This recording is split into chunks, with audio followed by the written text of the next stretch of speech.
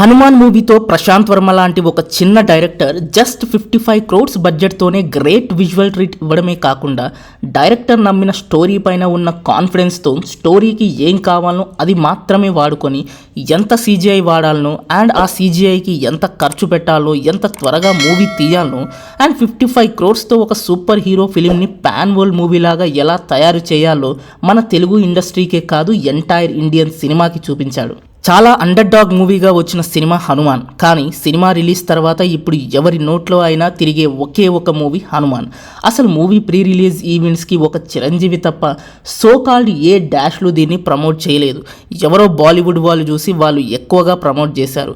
మహేష్ బాబు లాంటి fully corporate commercial hero animal లాంటి ఒక అవుట్ అండ్ అవుట్ అడల్ట్ మూవీకి ఇచ్చిన సపోర్ట్ మన మిథాలజీలో నుండి ఇన్స్పైర్ అయి తీసిన మన తెలుగు సూపర్ హీరో మూవీకి మాత్రం ఒక చిన్న పోస్ట్ కూడా ఇవ్వలేదు.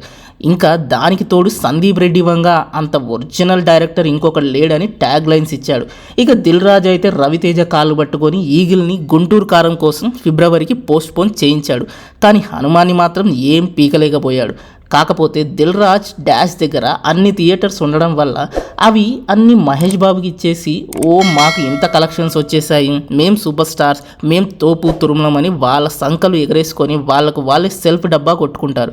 ఇక మన పెద్దన్న జక్కన్న అతనికి మించిన పెద్ద డాష్లు లేరని అతని ఫీలింగ్, అతని భజన బ్యాచ్ ఫీలింగ్ కూడా. సీజీఐ చేయాలంటే టెక్నీషియన్స్ దొరకరు, యూఎస్ తిండి తెప్పించుకోవాలి, వాళ్ళకి ఇంత ఖర్చు అయింది అంత ఖర్చు అయిందని 100 కోట్లు తగిలేసి హీరో రెమ్యూనరేషన్లకి 100 కోట్లు తగిలేసి వాటిని రికవరీ చేయడం కోసం టికెట్ల రేట్లు పెంచి మనల్ని సావమింగే పెద్దన్న బ్యాచ్. మరి ఇప్పుడు ఎక్కడ దొంగని ఉందో మరి చూడాలి. మొత్తానికి ప్రశాంత్ వర్మ సో కాల్ పెద్ద డాష్లకి ఒకేసారి కుర్చీ మడతబెట్టి మింగేశాడు. ఇక హనుమాన్ మూవీ గురించి చెప్పాలంటే హనుమాన్ బ్లడ్ నుండి ఫామ్ అయిన రుద్రమణి నుండి హీరోకి పవర్స్ వస్తాయి. కాకపోతే అవి సన్ ఉన్నప్పుడు మాత్రమే పనిచేస్తాయి, సన్ లేకపోతే పవర్స్ పనిచేయవు. దీని క్లైమాక్స్లో హీరోకి ఆల్వేస్ పవర్స్ ఉండేలాగా హనుమాన్ బ్లడ్ హీరోలో కలిసిపోతుంది. ఫస్ట్ హాఫ్లో ఒకటి, సెకండ్ హాఫ్లో ఒక రామాయణం రెఫరెన్స్ ఇస్తారు. రావణాసురుడి తమ్ముడు విభీషణుడి పాత్రలో సముద్రకని కార్తికేయ మూవీలో వచ్చిన అనుపమ్ ఖేర్ కృష్ణుడి గురించి చెప్పే డైలాగ్ లాగా హనుమాన్ గురించి ఒక డైలాగ్ సీన్ ఉంటుంది, అద్దిరిపోతుంది. వైబ్రేనియం, గాంట్లెట్ లాంటి మార్వెల్ మూవీ రెఫరెన్సెస్ విలన్కి ఇచ్చారు. అక్కా తమ్ముడి సెంటిమెంట్తో పాటు వరలక్ష్మి ఫైట్ సీన్ కూడా ఉంటుంది. విజువల్ ఎఫెక్ట్స్ సీజీఐ చాలా బాగా వర్కౌట్ అయ్యింది. ఇక సినిమాకి ప్రాణమైన క్లైమాక్స్లో 3 మినిట్స్ ఉండే సీన్లో లార్డ్ హనుమాన్ ఎంట్రీ సీన్కి థియేటర్ దద్దరిల్లిపోయింది.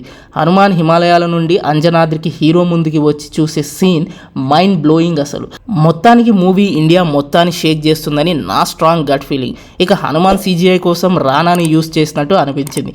మరి మీకు హనుమాన్ క్యారెక్టర్లో రానా అనే ఫీలింగ్ వచ్చిందా, లేక ఇంకెవరైనా ఉంటారని అనుకుంటున్నారా? కామెంట్ చేయండి. హనుమాన్ మూవీతో ప్రశాంత్ వర్మ లాంటి ఒక చిన్న డైరెక్టర్ జస్ట్ 55 క్రోడ్స్ బడ్జెట్తోనే గ్రేట్ విజువల్ ట్రీట్ ఇవ్వడమే కాకుండా డైరెక్టర్ నమ్మిన స్టోరీ పైన ఉన్న కాన్ఫిడెన్స్తో స్టోరీకి ఏం కావాలనో అది మాత్రమే వాడుకొని ఎంత సీజీఐ వాడాలనో అండ్ ఆ సీజీఐకి ఎంత ఖర్చు పెట్టాలో ఎంత త్వరగా మూవీ తీయాలనో అండ్ 55 క్రోడ్స్తో ఒక సూపర్ హీరో ఫిలింని పాన్ వరల్డ్ మూవీలాగా ఎలా తయారు చేయాలో మన తెలుగు ఇండస్ట్రీకే కాదు ఎంటైర్ ఇండియన్ సినిమాకి చూపించాడు.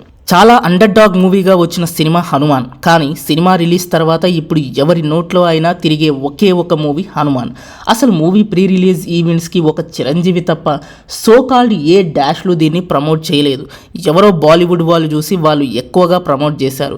మహేష్ బాబు లాంటి fully corporate commercial hero animal లాంటి ఒక అవుట్ అండ్ అవుట్ అడల్ట్ మూవీకి ఇచ్చిన సపోర్ట్ మన మిథాలజీలో నుండి ఇన్స్పైర్ అయి తీసిన మన తెలుగు సూపర్ హీరో మూవీకి మాత్రం ఒక చిన్న పోస్ట్ కూడా ఇవ్వలేదు. ఇంకా దానికి తోడు సందీప్ రెడ్డి వంగ అంత ఒరిజినల్ డైరెక్టర్ ఇంకొకటి లేడని ట్యాగ్ లైన్స్ ఇచ్చాడు. ఇక దిల్ రాజు అయితే రవితేజ కాళ్ళు పట్టుకొని ఈగిల్ని గుంటూరు కారం కోసం ఫిబ్రవరికి పోస్ట్ పోన్ చేయించాడు. కానీ హనుమాన్ని మాత్రం ఏం పీకలేకపోయాడు. కాకపోతే దిల్ రాజ్ డాష్ దగ్గర అన్ని థియేటర్స్ ఉండడం వల్ల అవి అన్ని మహేష్ బాబుకి ఇచ్చేసి మాకు ఇంత కలెక్షన్స్ వచ్చేసాయి, మేం సూపర్ స్టార్స్, మేం తోపు తురుములమని వాళ్ళ సంకలు ఎగరేసుకొని వాళ్ళకు వాళ్ళే సెల్ఫ్ డబ్బా కొట్టుకుంటారు. ఇక మన పెద్దన్న జక్కన్న అతనికి మించిన పెద్ద డాష్లు లేరని అతని ఫీలింగ్, అతని భజన బ్యాచ్ ఫీలింగ్ కూడా. సీజీఐ చేయాలంటే టెక్నీషియన్స్ దొరకరు, యూఎస్ తిండి తెప్పించుకోవాలి, వాళ్ళకి ఇంత ఖర్చు అయింది అంత ఖర్చు అయిందని 100 కోట్లు తగిలేసి హీరో రెమ్యూనరేషన్ జనరేషన్లకి 100 కోట్లు తగిలేసి వాటిని రికవరీ చేయడం కోసం టికెట్ల రేట్లు పెంచి మనల్ని సావమింగే పెద్దన్న బ్యాచ్ మరి ఇప్పుడు ఎక్కడ దొంగని ఉందో మరి చూడాలి. మొత్తానికి ప్రశాంత్ వర్మ సో కాల్ పెద్ద డాష్లకి ఒకేసారి కుర్చీ మడతపెట్టి మింగేశాడు. ఇక హనుమాన్ మూవీ గురించి చెప్పాలంటే హనుమాన్ బ్లడ్ నుండి ఫామ్ అయిన రుద్రమణి నుండి హీరోకి పవర్స్ వస్తాయి. కాకపోతే అవి సన్ ఉన్నప్పుడు మాత్రమే పనిచేస్తాయి, సన్ లేకపోతే పవర్స్ పనిచేయవు. దీని క్లైమాక్స్లో హీరోకి ఆల్వేస్ పవర్స్ ఉండేలాగా హనుమాన్ బ్లడ్ హీరోలో కలిసిపోతుంది. ఫస్ట్ హాఫ్లో ఒకటి, సెకండ్ హాఫ్లో ఒక రామాయణం రెఫరెన్స్ ఇస్తారు. రావణాసురుడి తమ్ముడు విభీషణుడి పాత్రలో సముద్రకని కార్తికేయ మూవీలో వచ్చిన అనుపమ్ ఖేర్ కృష్ణుడి గురించి చెప్పే డైలాగ్ లాగా హనుమాన్ గురించి ఒక డైలాగ్ సీన్ ఉంటుంది, అద్దిరిపోతుంది. వైబ్రేనియం, గాంట్లెట్ లాంటి మార్వెల్ మూవీ రెఫరెన్సెస్ విలన్కి ఇచ్చారు. అక్కా తమ్ముడి సెంటిమెంట్తో పాటు వరలక్ష్మి ఫైట్ సీన్ కూడా ఉంటుంది. విజువల్ ఎఫెక్ట్స్ CGI చాలా బాగా వర్కౌట్ అయ్యింది. ఇక సినిమాకి ప్రాణమైన క్లైమాక్స్లో 3 minutes ఉండే సీన్లో లార్డ్ హనుమాన్ ఎంట్రీ సీన్కి థియేటర్ దద్దరిల్లిపోయింది. హనుమాన్ హిమాలయాల నుండి అంజనాద్రికి హీరో ముందుకి వచ్చి చూసే సీన్ మైండ్ బ్లోయింగ్ అసలు. మొత్తానికి మూవీ ఇండియా మొత్తాన్ని షేక్ చేస్తుందని నా స్ట్రాంగ్ గట్ ఫీలింగ్. ఇక హనుమాన్ CGI కోసం రానాని యూస్ చేసినట్టు అనిపించింది. మరి మీకు హనుమాన్ క్యారెక్టర్లో రానా అనే ఫీలింగ్ వచ్చిందా, లేక ఇంకెవరైనా ఉంటారని అనుకుంటున్నారా? కామెంట్ చేయండి.